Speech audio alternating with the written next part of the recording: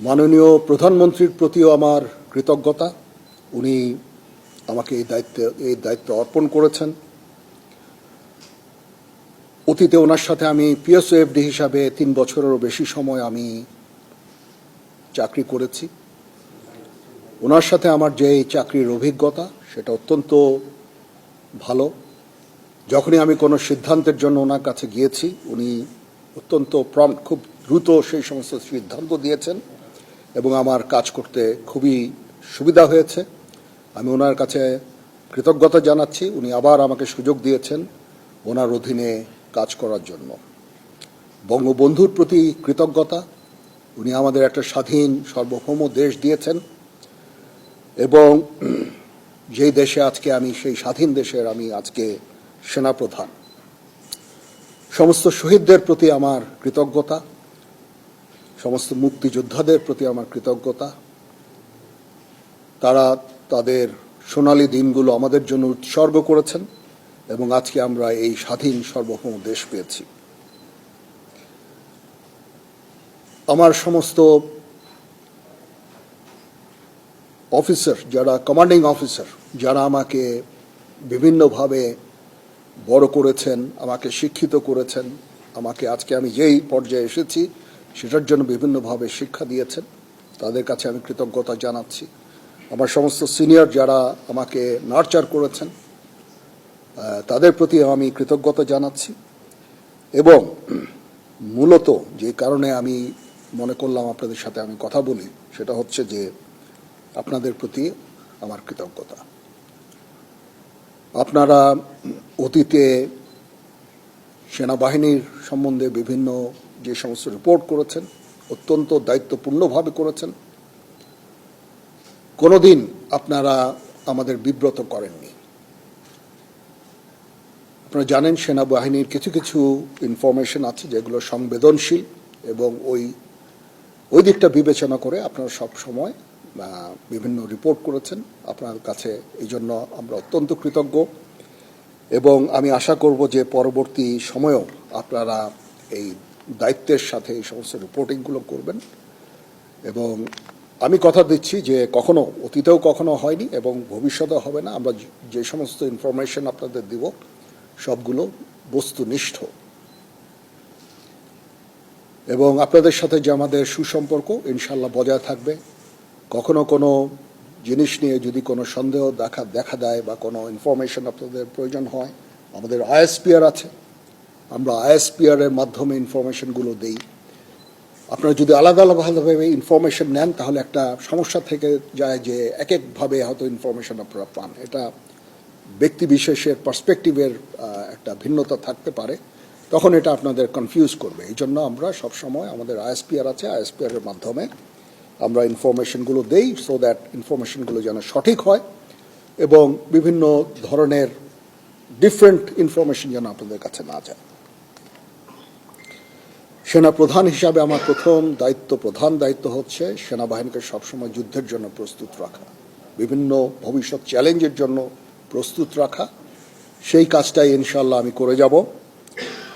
সেনাবাহিনী ইনএড two civil পাওয়ারে তার দায়িত্ব পালন করে। যদি সরকার আমাদের সেই দায়িত্ব দেয়, ওই দায়িত্ব আমরা নিষ্ঠার সাথে পালন করব। দুর্যোগ মোকাবেলায় যখন সরকার আমাদের নিয়োগ দিবে, ইনশাল্লাহ আমরা সেই সমস্ত দায়িত্ব ভালোভাবে পালন করব। দেশ গঠনে আমাদের নিয়োগ দিলে সেটাও করব। বিশ্ব শান্তির জন্য আমরা কাজ করে যাচ্ছি। আমরা ইউএন মিশনে আমরা ডিপ্লয় হই, বিভিন্ন ইউএন অপারেশনগুলো আমরা করি, শান্তি রক্ষার জন্য, বিশ্ব শান্তির জন্য আমরা কাজ করে যাই। সেগুলিও ইনশাল্লাহ জারি থাকবে। এবং আমি আমার প্রাক্তন সমস্ত সেনাপ্রধানদের প্রতি আমি কৃতজ্ঞতা জানাচ্ছি। ওনারা আজকে ওনাদের শ্রম দিয়ে, ওনাদের মেধা দিয়ে আজকে যে অবস্থায় সেনাবাহিনীকে রেখেছেন, আমি সেই অবস্থা থেকে সেনাবাহিনীকে আরও সামনে এগিয়ে নিয়ে যেতে চাই। ওনারা অনেক পরিশ্রম করেছেন এবং সেনাবাহিনীকে একটা অত্যন্ত সুন্দর জায়গায় আমি পেয়েছি আমার এর আগে সেনাপ্রধানের কাছ থেকে। ইনশাল্লাহ আমি ভবিষ্যতে সেনাবাহিনীকে এগিয়ে নিয়ে যাওয়ার আমার সর্বাত্মক চেষ্টা আমি জারি রাখব এবং দেশ এবং জনগণের প্রয়োজনে যখন প্রয়োজন হবে আমরা সর্বদা নিয়োজিত থাকব এবং জাতির পাশে থাকবো ইনশাআল্লাহ। তো এই হচ্ছে দেশ জাতির কাছে এবং আপনাদের কাছে আমার অঙ্গীকার। মোটামুটি এই কয়েকটা কথাই আমার ছিল। আপনাদের যদি কোনো প্রশ্ন থাকে, কিছু জানতে চান, আমার সাথে কোনো কিছু শেয়ার করতে চান, মোস্ট ওয়েলকাম। জি, আমার অতীতে সেনাপ্রধানরা যারা কাজ করেছেন অত্যন্ত ভালোভাবে কাজ করেছেন। তারপরেও শৃঙ্খলা একটা ইস্যু থেকেই যায়। সেনাবাহিনীকে সবসময় সুশৃঙ্খল রাখতে আমি কাজ করে যাব। ট্রেনিং আমরা সবসময় করছি, এই ট্রেনিংটা যেন জারি থাকে সেই দিকটা আমি দেখব। আমরা ইউএন মিশনে চ্যালেঞ্জিং দায়িত্ব পালন করছি। আমাদের অফিসার্স সৈনিকরা সবসময় ওখানে কাজ করে যাচ্ছে। এইটাও একটা চ্যালেঞ্জ এবং এটাকে সামনে নিয়ে যাওয়া এবং এটা জারি রাখা, সেই কাজগুলো আমি করব। এবং এগুলো মোটামুটি আমি চ্যালেঞ্জ হিসাবে আমি এভাবে দেখছি না, বাট এই কাজগুলো ইনশাল্লাহ করব। দেশ জাতি গঠনে যখনই কোনো কাজে আমাদের নিয়োগ দেওয়া হবে সেই কাজগুলো আমরা করব।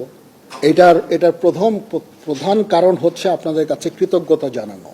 অতীতে অনেক সেনাপ্রধান এভাবে কথা বলেননি, গত 2 সেনাপ্রধান হয়তো কথা বলেছেন, বাট আমি মনে করলাম যে আপনারা আমাদের এতভাবে সাহায্য করেছেন, আপনারা এই সংবেদনশীল সংবাদ প্রচারে এত দায়িত্বর পরিচয় দিয়েছেন।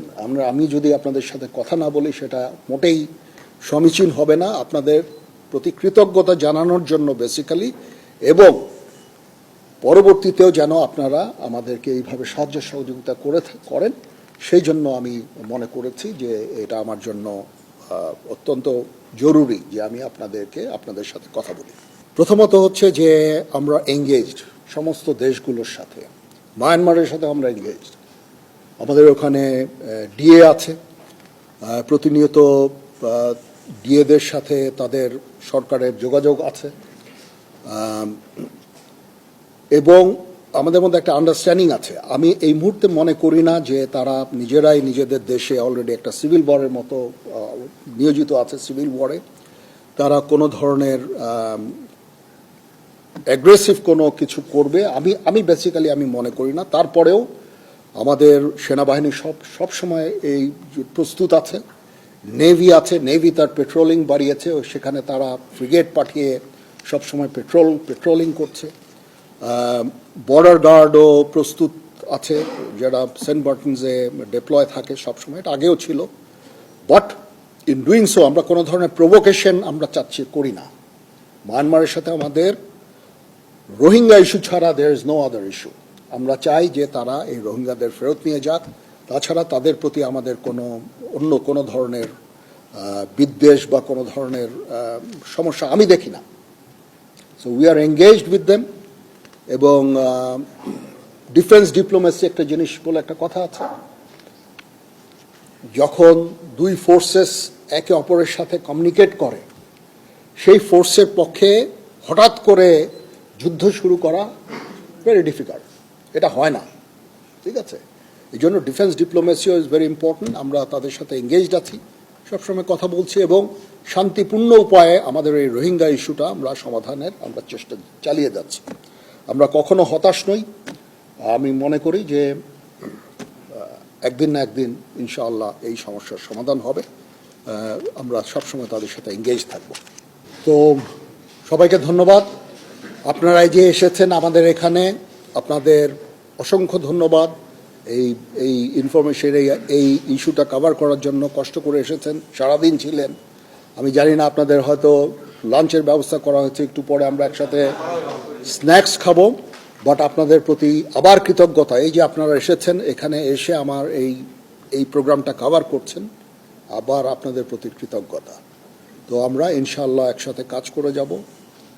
আবার আমি আপনাদের কনফার্ম করছি যে আমরা আপনাদের বস্তুনিষ্ঠ সংবাদই দিব, কখনো will never bluff you, that's for sure. এবং সব সময় বস্তুনিষ্ঠ সংবাদ আপনারা আমাদের কাছ থেকে পাবেন। কিছু কিছু সংবাদ যেগুলো সংবেদনশীল, আমি অনুরোধ করব সেগুলো দায়িত্বের সাথে আপনারা যদি প্রচার করেন, কারণ এখানে সেনাবাহিনীর সকল সদস্যদের মনোবলের একটা ব্যাপার আছে। এমন কিছু আপনারা প্রচার করবেন না, প্রচার না করার জন্য আমি অনুরোধ করব। যেটা মনোবলের উপরে একটা বিরূপ প্রভাব সৃষ্টি করে।